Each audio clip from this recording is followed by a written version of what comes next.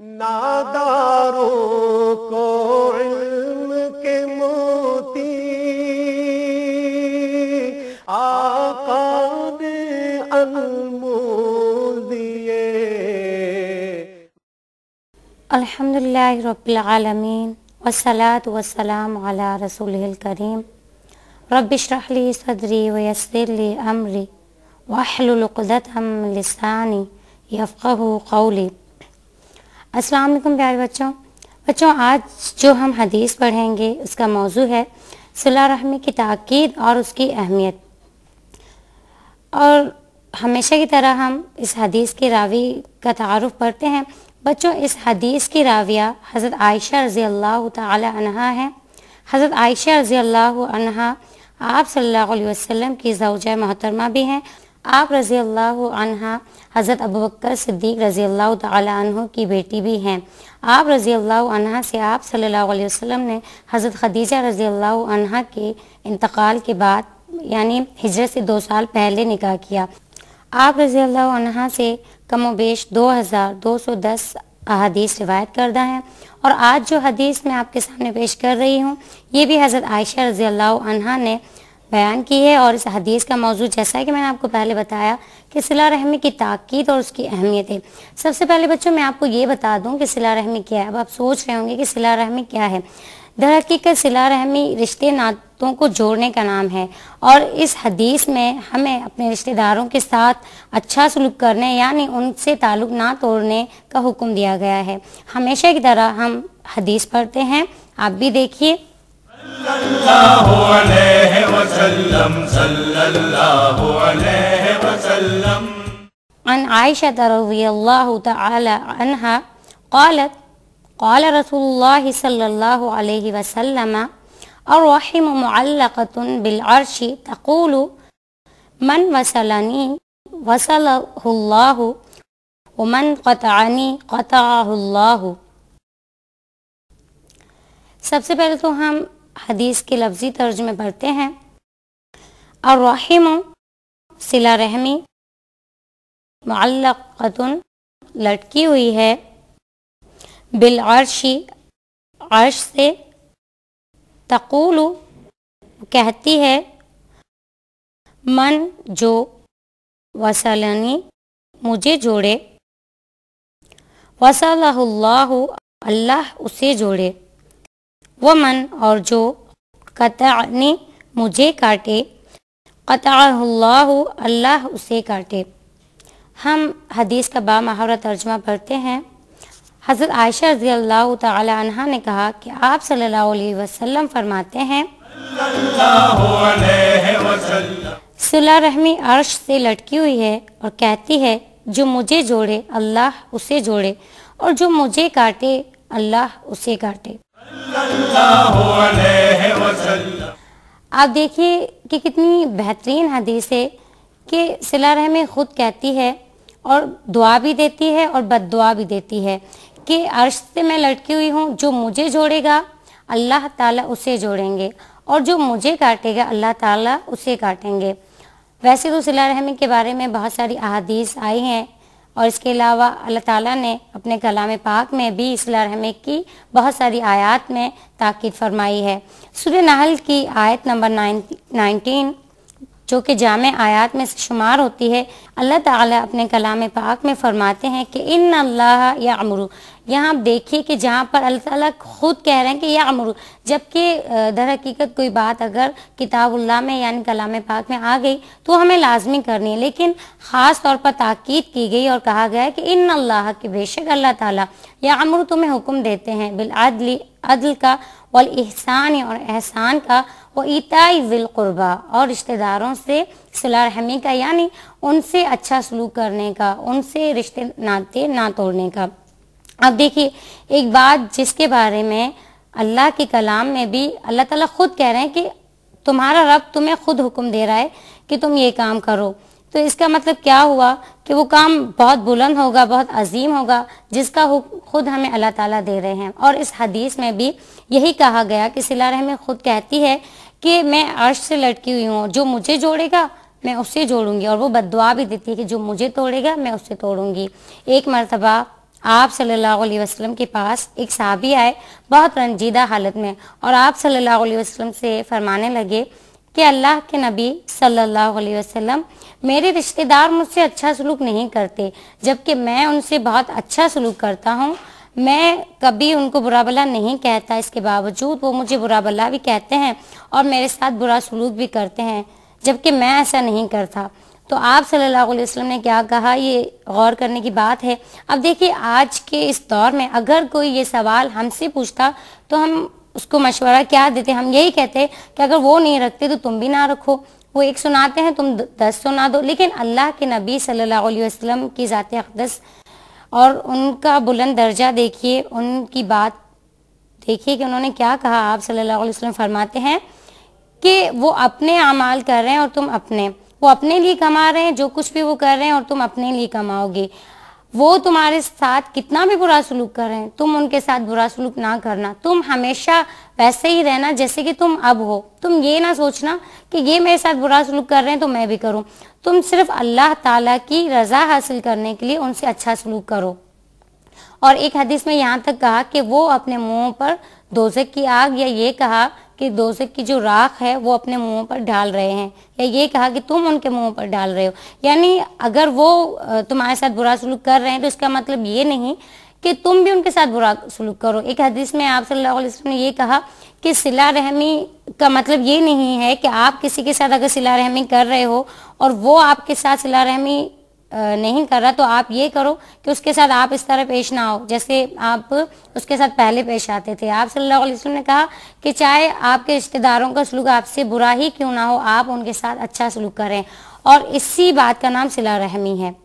یعنی آپ اپنے رشتے اور ناتوں کو جوڑے رکھیے۔ دیکھیے اس شخص کو بھی آپ صلی اللہ علیہ وسلم نے کیا کہا، تم اپنا رویہ ویسا ہی رکھو، تم ان کے ساتھ برا سلوک نہ کرو۔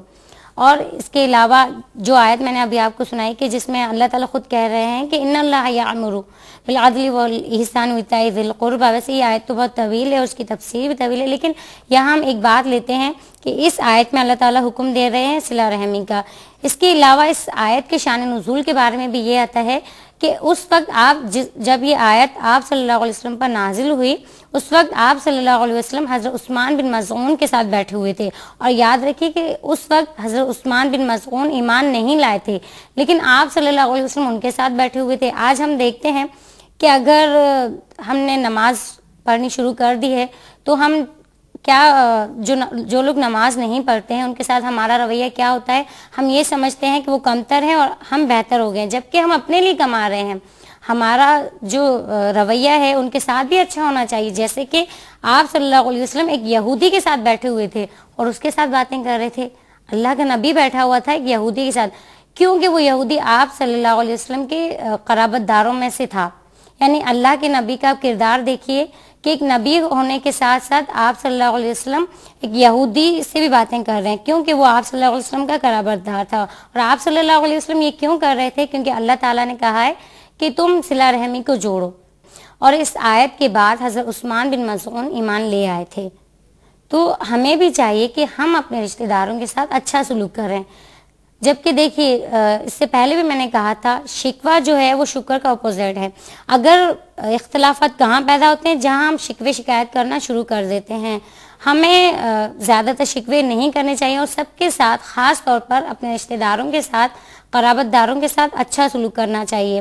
دیکھیے اگر ہم اللہ نہ کرے حقوق اللہ میں سے ہم سے کوئی کوتاہی ہو جائے گی تو اللہ تعالیٰ تو رحمان رحیم ہے، وہ ہمیں معاف کر دے گا۔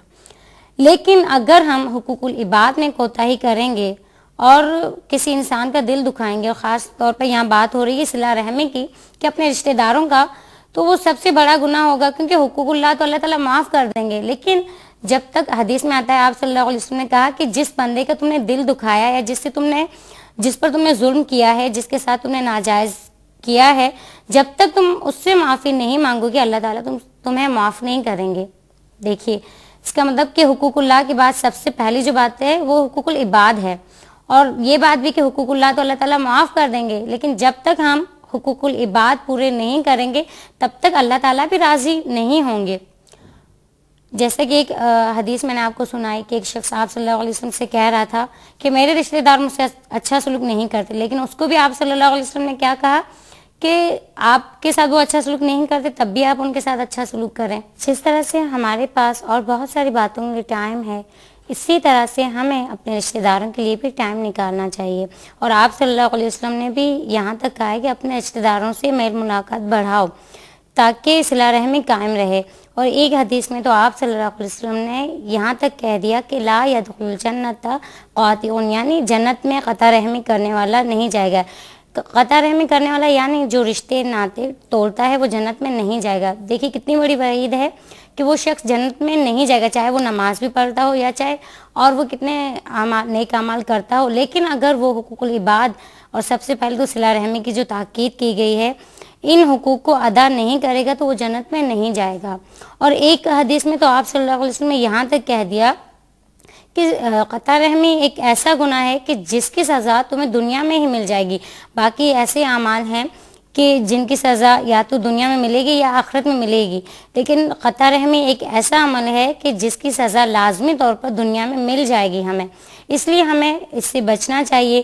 اگر ہم اپنے نظر دورائیں یا کبھی ہم نے اس طرح کیا ہوگا تو ہم دیکھیں گے کہ پھر ہمارے ساتھ بھی ایسا ہوگا.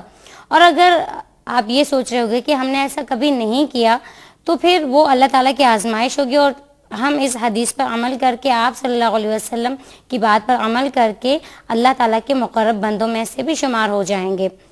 اس مبارک حدیث میں بھی آپ صلی اللہ علیہ وسلم نے صلہ رحمی کی تاکید فرمائی ہے. اور صلہ رحمی سے مراد کیا ہے کہ رشتے داروں سے جو ہمارے رشتے ناتے ہیں، تعلقات ہیں، ان کو برابر یا استوار رکھنا، یعنی ان تعلقات کو خراب نہ کرنا. کیونکہ صلہ رحمی کا تعلق جو ہے حقوق العباد سے ہے، اور حقوق اللہ تو معاف ہو جائیں گے اگر اللہ نہ کرے ان میں کوتاہی ہوگی تو، لیکن حقوق العباد جو ہے وہ اسلام کی اولین تعلیم ہے اور اس کو ادا کرنا لازمی ہے. اور جیسا کہ ہمیں پتہ ہے کہ اسلامی شریعت انہی امور کے ارد گرد گھومتی ہے، چنانچہ اس مبارک حدیث میں آپ صلی اللہ علیہ وسلم نے یہی بات کی کہ صلہ رحمی جو وہ عرش سے لٹکی ہوئی ہے، اور وہ کہتی ہے، وہ دعا بھی دیتی ہے کہ جو مجھے جوڑے اللہ تعالیٰ اس سے جوڑے، یعنی اللہ تعالیٰ اس کے تمام کام آسان کرے، اور جو مجھے توڑے اللہ تعالیٰ اس کے لیے مشکلات پیدا کر دے. یہ بات اس لیے کہی گئی کہ تاکہ ہم صلہ رحمی قائم رکھیں، اپنے رشتہ داروں سے، قرابت داروں سے تعلقات بہترین رکھیں، اچھے رکھیں. تو ہمیں بھی چاہیے کہ ہم اپنے رشتہ داروں سے اچھا سلوک کریں. اگر ہمارے اندر یہ کوتاہی ہے تو ہم آپ صلی اللہ علیہ وسلم کی یہ حدیث کو پڑھنے اور اس کو سننے کے بعد ہم اس حدیث پر عمل کریں اور اللہ تعالیٰ کے مقرب بندوں میں شمار ہو جائیں. اب ہمیشہ کی طرح ہم اس حدیث کا راہ عمل پڑھتے ہیں، یعنی اس حدیث سے ہمارے لیے راہ عمل کیا نکلا ہے، ہمیں کیا کرنا چاہیے. سب سے پہلے تو راہ عمل یہ ہے، صلہ رحمی اللہ کے عرش سے معلق ہے جس سے اس کی عظمت کا اظہار ہو رہا ہے. نمبر 2، صلہ رحمی کے بلند مقام و مرتبت کو جانتے ہوئے اس کو اختیار کرنا چاہیے. نمبر 3، جو صلہ رحمی اختیار کرے گا اللہ تعالیٰ اسے اپنے بے شمار فضل و کرم سے نوازیں گے. نمبر 4، جو صلہ رحمی نہیں کرے گا اس کے لیے بہت بڑی بد نصیبی ہے. اللہ تعالیٰ سے دعا ہے کہ اللہ تعالیٰ ہمیں آپ صلی اللہ علیہ وسلم کی اس مبارک حدیث پر عمل کرنے کی توفیق عطا فرمائے. اس کے ساتھ ہی اپنی میزبان نسرین احمد کو اجازت دیجیے. اللہ حافظ. اس پروگرام کی سی ڈیز اور ڈی وی ڈیز کے لیے درج ذیل پتے پر اپنے آرڈرز بذریعہ خط یا ای میل بک کرائیں. Incharge QTV D120 site Karachi Pakistan. Email address qcampus@arydigital.tv. ناداروں کو علم کے موتی آقا نے انمول دیے.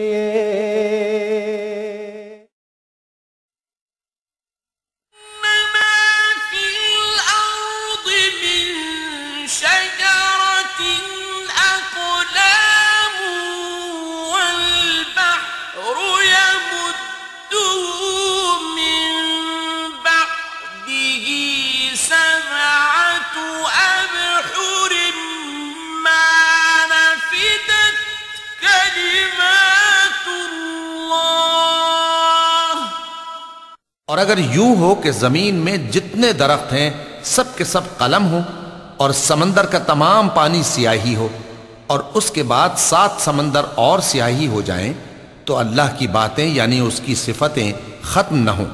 بے شک اللہ غالب ہے، حکمت والا ہے۔